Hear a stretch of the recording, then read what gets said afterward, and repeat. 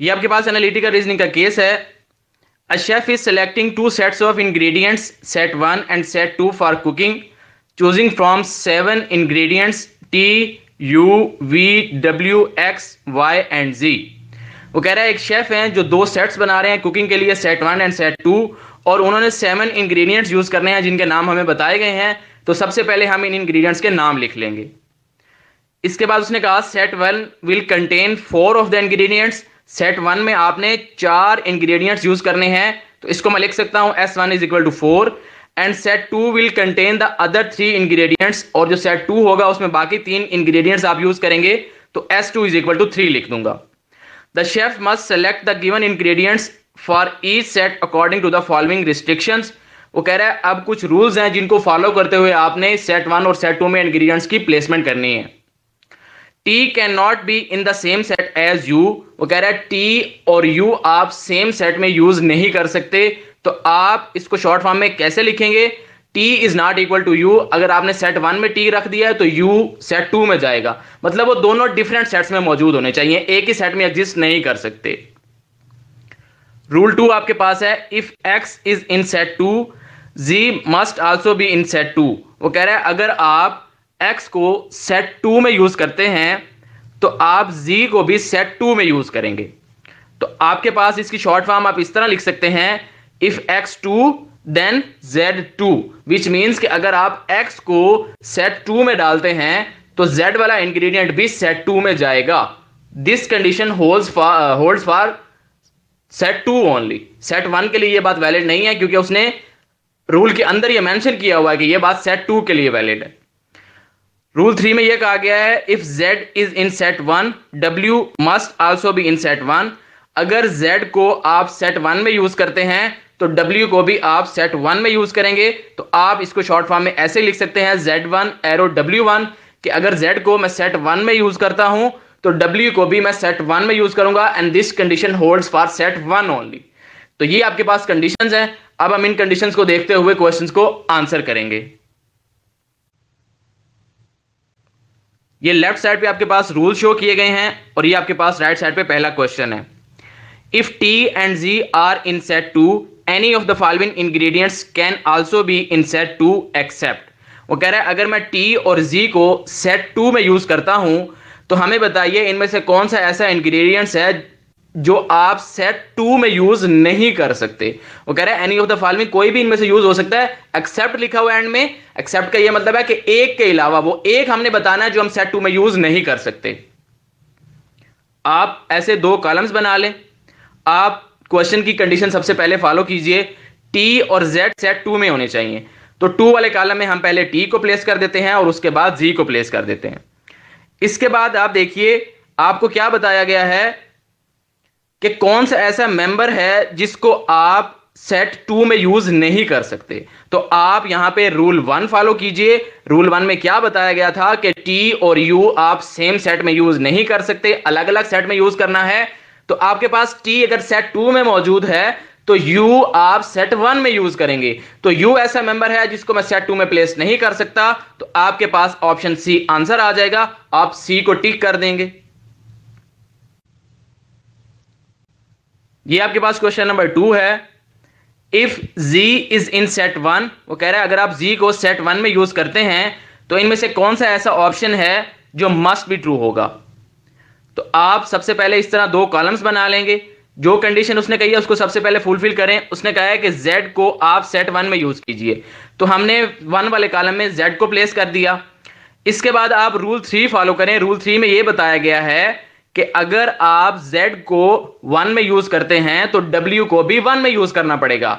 अब हमने Z को सेट 1 में डाला है, तो इट मींस W वाला इंग्रेडिएंट्स भी हम सेट 1 में यूज करेंगे। तो हमने 1 वाले कॉलम में W को भी प्लेस कर दिया। इसके बाद आप देखिए रूल 2। रूल 2 में क्या बताया गया है कि अगर आप X को 2 में यूज करते हैं तो हमें Z को भी 2 में यूज करना पड़ेगा। यहां से मैं ये रिजल्ट लिख सकता हूं कि मैं X को 2 में यूज नहीं कर सकता। क्यों?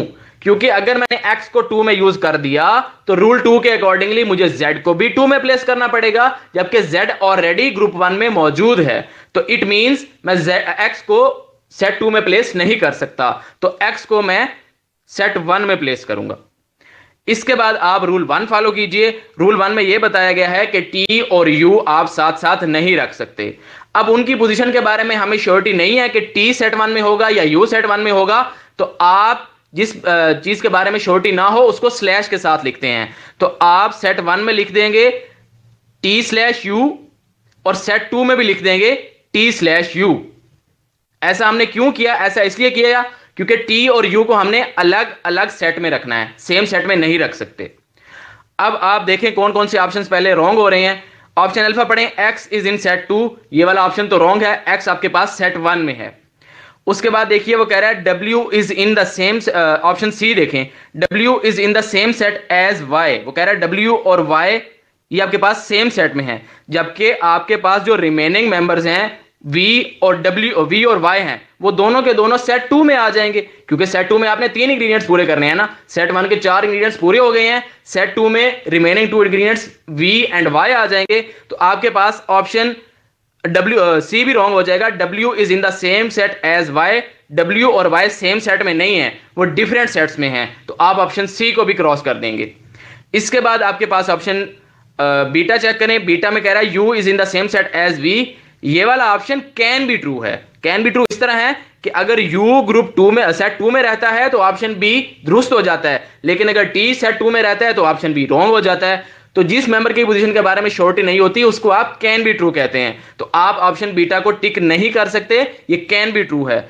और ऑप्शन डेल्टा आपका आंसर आ जाएगा। कैसे? v इज इन सेट 2, आप देख सकते हैं कि सेट 2 वाले कॉलम में आपके पास v मौजूद है, तो आप ऑप्शन डेल्टा को टिक कर देंगे। जिन स्टूडेंट्स ने अभी तक चैनल को सब्सक्राइब नहीं किया उनसे रिक्वेस्ट है कि वो चैनल को जरूर सब्सक्राइब करें। ये आपके पास क्वेश्चन नंबर 3 है। If x is in set 2 which of the following must be true, वो कह रहा है अगर आप x को सेट 2 में प्लेस करते हैं तो इनमें से कौन सा ऐसा ऑप्शन है जो मस्ट बी ट्रू होगा। तो आप 2 कॉलम्स बना लेंगे 1 एंड 2। अब उसने ये कहा है कि x को आपने 2 में रखना है, तो ये 2 वाले कॉलम में हमने x को प्लेस कर दिया।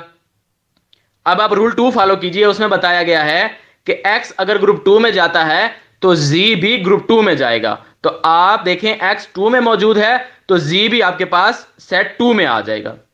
इसके बाद देखें सेट 2 में सिर्फ एक जगह खाली रह गई है और हमें रूल 1 में यह बताया गया है कि t और u आप साथ साथ नहीं रख सकते, और t और u के बारे में हमें श्योरिटी नहीं है कि t ग्रुप 2 में है या u ग्रुप 2 में है, तो आप उनको स्लैश के साथ मेंशन करेंगे जैसा कि पिछले क्वेश्चन में बताया था। तो आप सेट 2 में जो थर्ड पोजीशन है वहां पे t/u लिखेंगे और जो सेट 1 है वहां पे भी t/u लिखेंगे, विच मींस अगर t ग्रुप 2 में है तो u ग्रुप 1 में है, और अगर u ग्रुप 2 में है तो t ग्रुप 1 में है। रूल 1 यहां पे फॉलो हो रहा है, t और u अलग अलग ग्रुप्स में है। इसके बाद रिमेनिंग जितने भी इंग्रेडिएंट्स हैं वो सारे के सारे सेट 1 में आ जाएंगे, जो कि आपके पास v, w एंड y होंगे। तो हमने इन तमाम मेंबर्स को सेट 1 में प्लेस कर दिया।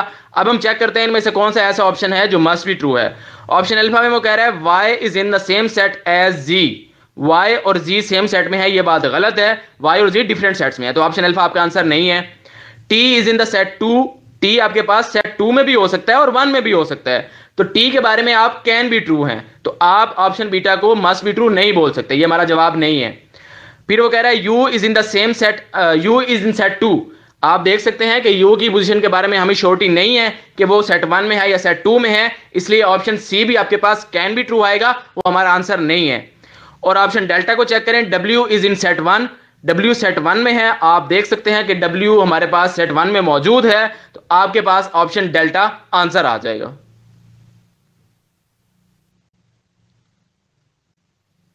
जो स्टूडेंट्स गेट, नेट और हेट की प्रिपरेशन के लिए हमारा 1-to-1 ऑनलाइन कोर्स ज्वाइन करना चाहते हैं वो दिए गए व्हाट्सएप नंबर पर कांटेक्ट कर सकते हैं या दिए गए ईमेल पर कांटेक्ट कर सकते हैं, उनको इंशाल्लाह बहुत अच्छी प्रिपरेशन करवाई जाएगी। Thank you so much for watching full video. Please like, share and subscribe for more videos. Take care. Allah Hafiz. Assalamu alaikum.